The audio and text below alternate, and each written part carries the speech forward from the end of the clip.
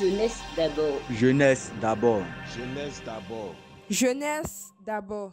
Pour ce nouveau numéro d'interview dans l'émission Jeunesse d'abord, nous sommes avec le président Niébré Kado, c'est bien ça?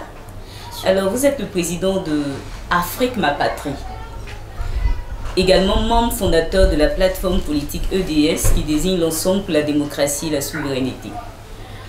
Nous serons accompagnés de notre consultant, M. Yami. Soyez les bienvenus. Merci. Voilà. Alors, M. Niébré, qu'entend-on déjà par panafricanisme? Bon, mais, panafricanisme, déjà, il faut dire que c'est un thème qui n'a pas été créé sur le continent africain. D'accord. Voilà, au panafricanisme même déjà a précédé ce qu'on appelait le pannégrisme, c'est-à-dire pendant la traite négrière, les nègres déjà se rencontraient et les premiers qui arrivaient à se libérer déjà allaient libérer les autres nègres dans les autres plantations. C'est juste pour comprendre l'esprit qui va donner naissance à ce qu'on appelait le panafricanisme qui est né en 1900. Hein? Il y a les pionniers. Voilà, les Webb Dubois, les Sylvestre Bonito, on pourra citer en un point fini. Mais le panafricanisme, là, c'est un courant politique. Un courant politique qui promeut des actions communes des Africains en vue de la dignité de l'homme noir, en vue de la souveraineté de l'Afrique. La dignité de l'Afrique, vous l'avez dit? Oui, la dignité de l'Afrique. Et bon, quelle différence êtes-vous alors entre le panafricanisme et l'Africain qui aime son continent? Oui, c'est important. Votre question est vraiment pertinente. Merci. À partir du moment où il y a l'amalgame que les gens font. La Coupe d'Afrique est une compétition panafricaine. Mais à côté, le panafricanisme dont nous nous réclamons est une doctrine qui est achevée aujourd'hui avec Cheikh Anta Diop. De la même manière, on pourra parler du communisme, du socialisme. Le panafricanisme apparaît aujourd'hui comme une doctrine achevée et dont les membres, ceux qui se reconnaissent dans ce panafricanisme, sont identifiés comme des panafricanistes. Vous voyez? Alors, ce panafricanisme-là, pour répondre directement à votre question, ce panafricanisme a un projet. C'est un projet, c'est la mise en place de l'État fédéral continental africain. En d'autres termes, les États-Unis d'Afrique. Parce que les pionniers, et avec Kwame Nkrumah qui vient l'implanter sur le continent africain, il avait déjà donné le son de cloche dès les premières heures de l'indépendance des États africains. Il avait appelé tous les États africains, en tout cas nouvellement indépendants, à se mettre ensemble pour constituer une puissance mondiale. Une sorte de cohésion? Je dis bien puissance mondiale qui va au-delà de la cohésion. Parce que l'Afrique, on nous a fait croire que l'histoire de l'Afrique a commencé avec l'esclavage. Non, l'Afrique c'est des millénaires de puissance que l'esclavage est venu freiner. Et comme je l'ai dit, avec Cheikh Anta Diop, nous avons tous les rudiments aujourd'hui de parler haut et fort d'une dignité de l'Afrique. Mais l'Afrique est face à des prédateurs qui n'ont pour seul intérêt que de piller l'Afrique. La survie de leur peuple et de leur pays en dépend. Qu'attendons-nous, nous les Africains, pour que, face à cette prédation, nous puissions apporter un remède conséquent. Vous voyez, l'Europe s'est mise dans l'Union européenne avec une armée unique qu'on appelle l'OTAN. Les États-Unis, la même chose. La Russie, c'est plusieurs États. La Chine, c'est un pays, mais vous voyez, c'est près de 1,5 milliard. Pratiquement un continent. Millions, pratiquement un continent à eux seuls. Ce sont des grands ensembles. Voyez-vous, c'est avec l'ONU qu'on défait du Gbagbo, c'est avec l'OTAN qu'on défait du Kadhafi, le Kwame Nkrumah et autres. Ce sont des entités énormes qui agressent l'Afrique. Qu'attendons-nous? Le panafricanisme donc se présente comme le seul remède, le seul outil pour la dignité de l'Afrique, pour mettre fin au paradoxe d'une Afrique riche aux Africains pauvres. Quand on entend parler du panafricanisme avec tant de passion, ça fait plaisir. mais en même temps, je me veux réaliste. Est-ce que le panafricanisme n'est pas, aujourd'hui là, n'est pas une utopie face aux prédateurs dont vous avez parlé tout à l'heure? Ça tombe bien, nous sommes là pour en parler. Et ce n'est que le début de nos échanges. Je voudrais déjà dire aux frères qui est africain comme moi de ne pas désespérer, parce que pendant la traite négrière qui a renfoulé les caisses de l'Europe, et donc des familles entières en Europe bénéficient encore de la richesse qu'a engendré la vente des esclaves, de la vente de nos pères. Oui, il y a ces héritiers-là, ce sont eux encore qui nous contiennent dans ce néocolonialisme aujourd'hui. Un homme, s'il se veut homme, quand il a tout perdu, ce qui lui reste, la seule chose, c'est sa dignité. Aujourd'hui, il nous appartient encore de prendre nos responsabilités devant l'histoire. Aujourd'hui, ce que vous faites là même dans votre chaîne, vous êtes en train d'écrire l'histoire que les jeunes vont lire demain. Il fut une chaîne dans le studio 1549, commençait quelque chose qui allait devenir grand. C'est ça l'histoire. Et chacun se donne rendez-vous devant ce défi. Nous sommes les descendants de ceux-là qui ont subi cette humiliation depuis des siècles et des siècles. Et s'ils avaient arrêté, on pouvait encore parler d'autre chose. Mais les héritiers de ces esclavagistes continuent de nous garder, nous, fils d'esclaves, héritiers de tout ce malheur, encore dans la servitude. Et c'est le lieu ici d'apporter une clarification sur un certain nombre de questions liées à certains panafricanistes. Il y a ce qu'on appelle des panafricanistes par infraction. Je l'ai dit d'emblée que le panafricanisme est une doctrine achevée. Oui, il faut arriver à l'État continental africain, c'est-à-dire à la Fédération africaine.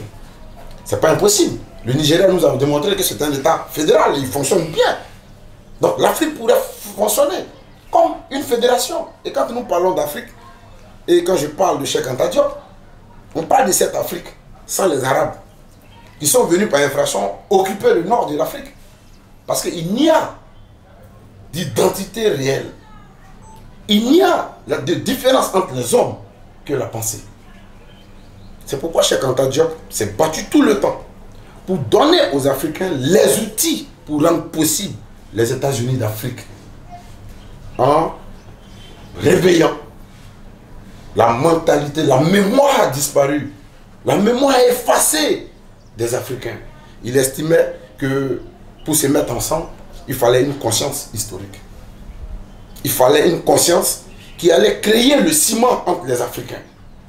Il a donc bossé pour nous trouver le cordon ombilical qui nous reliait à nos ancêtres les plus lointains. Et il a démontré par A plus B que l'Afrique, dans la Nation d'agriculture, il écrit Nation S, et nègre S, et culture sans S. Pour dire l'Afrique, c'est un seul peuple, avec une seule culture. Donc les rudiments pour créer cette famille africaine, pour créer l'État continental africain, existent. Cheikh Anta Diop nous invite donc dans ce panafricanisme dont nous nous réclamons, qui a pour but, qui a pour projet bien éclairé les États-Unis d'Afrique, et nous invite pour y arriver à faire la renaissance africaine. L'Europe a fait sa renaissance, les Arabes ont fait leur renaissance, la Chine, tous ces grands pays aujourd'hui ont fait leur renaissance. Et mais c'est quoi la renaissance africaine? C'est la réappropriation pour l'Africain de sa réelle histoire, de sa réelle culture et de sa réelle spiritualité. Je crois que ce qu'il nous faut désormais, c'est plutôt un homme, ouais, du poids de Kwame Nkrumah, un homme du poids de Thomas Sankara, un homme du poids de Sékou Touré, un homme du poids de Modibo Keïta, un homme du poids de Symbolis Olympia, de Patrice Emery Lumumba. Et nous l'avons aujourd'hui. Nous l'avons aujourd'hui. Si nous avons applaudi tous ces leaders que j'ai cités, c'était par rapport à leur intégrité et leur courage. Oui, ils ont démontré qu'ils ont été, et ils pouvaient, et ils le seront toujours, les fils des fiers guerriers ancestraux. Et donc c'est ce rêve que je veux partager avec votre chaîne. C'est ce rêve de voir toute la jeunesse africaine en un seul jour, pour un même motif, dans les rues et s'attaquer aux intérêts de ceux qui nous attaquent. Au grand mot, les grands remèdes. Nous pensons que la mobilisation, la révolution des masses, pas seulement dans un seul pays, mais dans tous les pays de l'Afrique, un jour, il faudra tôt ou tard mener ce combat et donner cette réponse africaine. Il n'y aura pas que les soulèvements en Afrique, mais nos frères de la diaspora en feront le relais. Je crois que c'est dans ces grandes réponses que l'arrogance impérialiste trouvera sa fin. Merci, M. Niégoï. Le panafricanisme n'est-il pas, selon sa forme, une récolonisation du noir par le noir, avec pour objectif lointain un monde guidé par l'impérialisme noir? Si le panafricanisme est autant combattu, c'est bien parce que eux, ils savent que c'est le véritable remède pour relever l'Afrique. Le professeur Théophile Obenga disait qu'effectivement, il faut aller immédiatement aux États-Unis d'Afrique parce que le choc avec l'impérialisme, avec l'Occident, il est permanent. Il faut que l'Afrique quitte l'étape de pot de terre pour devenir pot de fer parce que le choc, c'est pour bientôt. Et le panafricain ne saurait en aucun cas être un autre bâton pour ses propres frères africains. Le panafricanisme, c'est de l'humanisme. Vous comprenez? Je vous l'ai dit tout à l'heure, le projet, c'est la mise en place de l'État continental africain. Les principes sur lesquels le panafricanisme s'appuie, c'est la renaissance africaine. Donc tous les Africains devaient se réapproprier leur véritable histoire. Ce n'est pas ça qui est raconté dans nos livres. L'UNESCO, c'est le bras armé pour l'éducation de l'ONU. Et il a pour rôle, l'UNESCO a pour rôle de faire en sorte que la mémoire des Africains soit vidée de toute substance réelle, qui peut l'amener un jour à se dresser contre l'oppresseur. Et on mais attendez, tous les livres de Cheikh Anta Diop ne sont nulle part enseignés. Et il y a un débat qui est ignoré, celui du colloque de 1914.